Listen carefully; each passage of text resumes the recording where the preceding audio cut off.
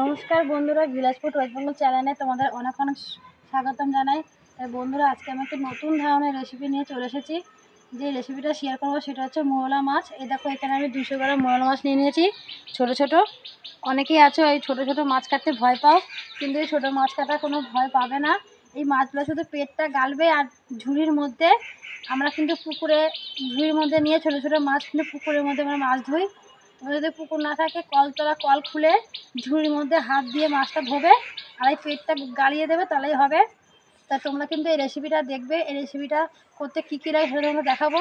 এই রেসিপিটার নাম হচ্ছে মৌরলা মাছের মৌরসি রেসিপি। এটা কিন্তু এই ছোটো মাছ খাওয়া কিন্তু ভীষণ উপকারী চোখের পক্ষে। তা আমার মাকে দেখতাম, আমার ঠাকুমা যখন চোখ অপারেশন করে এসেছিলো বাড়িতে, তখন কিন্তু আমার মা এই রেসিপিটা করে ঠাকুমাকে দিয়েছিল। ঠাকুমা কিন্তু বাড়িতে করে চামচ দিয়ে খেয়েছিলো। আর ভীষণ একটা উপকারী একটা রেসিপি। তো চলো কী কী লাগে দেখাবো। আর প্রথমে মাছগুলোকে আমি কেটে জলে ধুয়ে তারপর তোমাদেরকে দেখাবো। মৌরলা মাছগুলো কিন্তু ভালো করে জলে ধুয়ে নিয়েছি।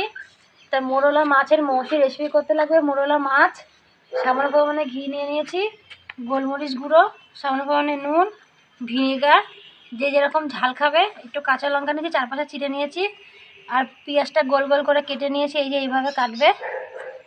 এলাচ, দারচিনি, লবঙ্গ গোটা নিয়েছি, গোল গোল করে আরও কেটে নিয়েছি, আর 3টে মতন তেজপাতা নিয়েছি।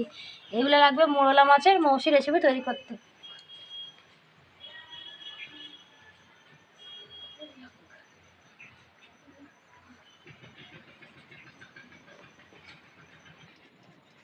ওইদিকে সব জোগাড় করে নিয়েছি, এদিকে উনুনটাকে ধরিয়ে নেবো।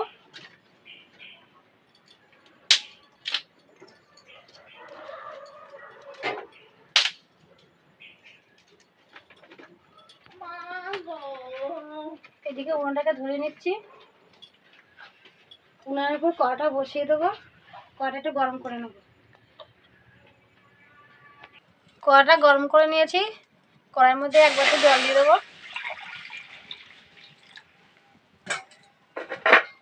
এই জলের মধ্যে আমি গোল গোল আলু কেটে রেখেছি, সেটা দিয়ে দেবো। দিয়ে আলুটাকে একটু সেদ্ধ করে নেবো 10 মিনিট ধরে। ছড়িয়ে দিলাম। দেখো টকবক করে কিন্তু ফুটিয়ে নিয়েছি, আর দেখো আলুটা কিন্তু সেদ্ধ হয়ে গেছে। এবার এর মধ্যে এক বাটি গোটা গোটা পেঁয়াজ কেটে রেখেছি গোল গোল করে, সেটা দিয়ে দেবো। আর এই মৌরলা মাছগুলো দিয়ে দেবো।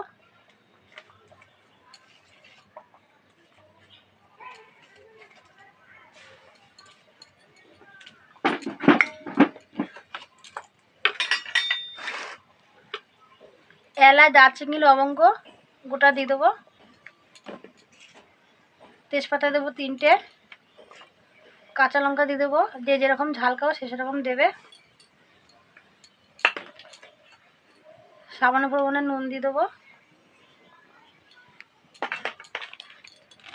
গোলমরিচ গুঁড়ো দিয়ে দেবো।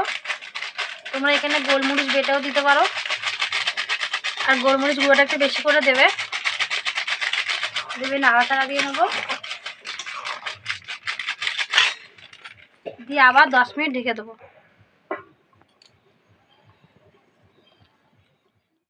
ঢাকনাটা সরিয়ে দিলাম। দেখো টকবক করে ফুটিয়ে নিয়েছি, সবে সেদ্ধ হয়ে গেছে, আর কি সুন্দর একটা গন্ধ বেরিয়েছে, দারুণ একটা গন্ধ। এবার এর মধ্যে ভিনেগার দিয়ে দেবো, সামান্য পরিমাণে অল্প, একটু ঘি দিয়ে দেবো, দিয়ে আবার কিছুক্ষণ ধরে একটু জাল দিয়ে নেবো।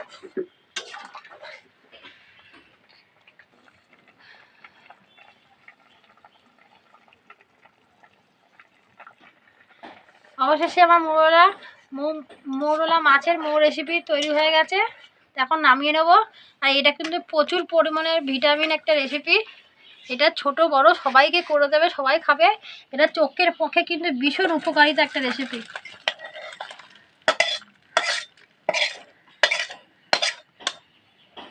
এটা তোমরা স্যুপের মতন শুধু শুধু চামচ দিয়ে খাবে।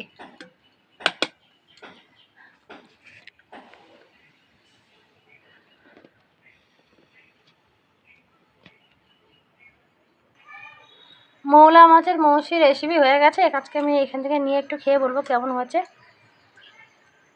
একটু স্যুপ নেব। একটু স্যুপ, একটু মাছ, একটু আলু নিয়ে নেবো।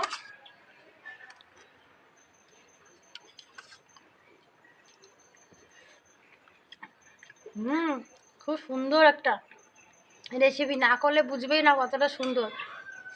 আর বন্ধুরা, এই রেসিপিটা কিন্তু ছোট বড় সবারই খুব খাওয়া দরকার, কিন্তু এখন কিন্তু ছোটদের প্রচুর পরিমাণে পড়ার চাপ থাকে।